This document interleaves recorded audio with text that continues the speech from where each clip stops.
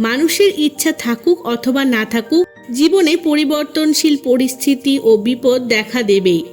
আজ যদি উত্থান হয় তবে কাল পতনও অবশ্যম্ভাবী।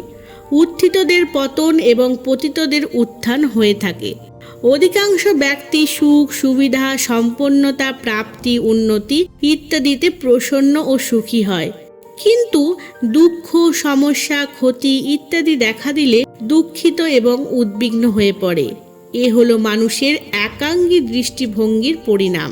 কঠিন পরিস্থিতিগুলো মানুষের জীবনের এক সহজ ও স্বাভাবিক অঙ্গ, যাদের মেনে নিয়ে মানুষ নিজের জন্য উপযোগী করে তুলতে পারে। যে কঠিন পরিস্থিতিতে কিছু মানুষ উদ্বিগ্ন হয়ে কান্নাকাটি করতে শুরু করে, মানসিক ক্লেশ অনুভব করে থাকে, সেই কঠিন পরিস্থিতিতেই অপর ব্যক্তি নবপ্রেরণা, নব উৎসাহ লাভ করে সাফল্যকে বরণ করে নেয়। মানসিক দিক দিয়ে সবল ব্যক্তি বড় ধরনের কঠিন পরিস্থিতিকেও স্বীকার করে নিয়ে এগিয়ে চলে, কিন্তু দুর্বল মানসিকতার ব্যক্তিরা সামান্য বিপত্তিতে নিশ্চেষ্ট হয়ে পড়ে। বাস্তবে কঠিন পরিস্থিতি, দুঃখ, হয়রানি ইত্যাদি হলো মানব জীবনের কোষ্ঠী পাথরের সমান, যার মাধ্যমে মানুষের ব্যক্তিত্বের রূপ উজ্জ্বল হয়ে ওঠে। মানুষের জীবনে কঠিন পরিস্থিতির এক মহত্বপূর্ণ স্থান রয়েছে। এদের উন্মুক্ত হৃদয়ে স্বীকার করে মানসিক বিকাশ প্রাপ্ত করা সম্ভব। কঠিন পরিস্থিতিকে খেলোয়াড় সুলভ মনোভাব সহকারে স্বীকার করে নিলে ইচ্ছাশক্তি প্রবল হয়ে ওঠে এবং বড় মাপের কাজ সম্পন্ন করার মতো ক্ষমতা লাভ করা যায়। কঠিন পরিস্থিতিতে মানুষের আন্তরিক শক্তিগুলি একত্রিত এবং সংগঠিত রূপে কাজ করে থাকে। জীবনের যে কোনো সাধনা কঠিন পরিস্থিতিকে অতিক্রম করার পরই পূর্ণ হয়। অতএব মানুষ যদি চায় তাহলে সে তার কঠিন পরিস্থিতিগুলিকে বরদান করে নিতে পারে, কিংবা অভিশাপেও পরিবর্তন করতে পারে। প্রত্যেক পরিস্থিতিতে আমাদের নিজের মনকে সুষম, শান্ত এবং স্থির রাখা উচিত।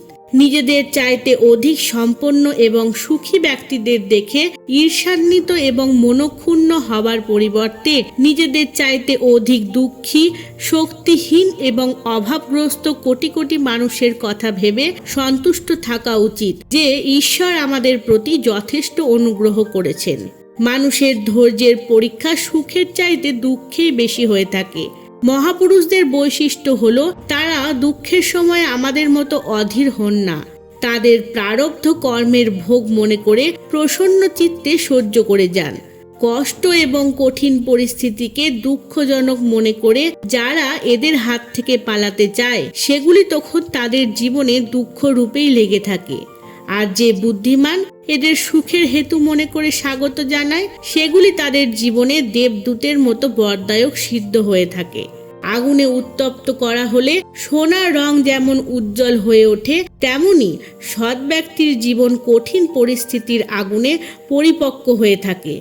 এর মাধ্যমে মানুষ সত্য অসত্যের, আপন পরের যথার্থ জ্ঞান লাভ করে। প্রকৃত বন্ধু এবং আত্মীয় স্বজনের পরিচয় একমাত্র কঠিন পরিস্থিতিতেই পাওয়া যায়। পরিবর্তনকে ভয় করা এবং সংঘর্ষ করার ক্ষেত্রে দ্বিধাগ্রস্ত হয়ে পড়া মানুষের এক মস্ত বড় কাপুরুষতার লক্ষণ।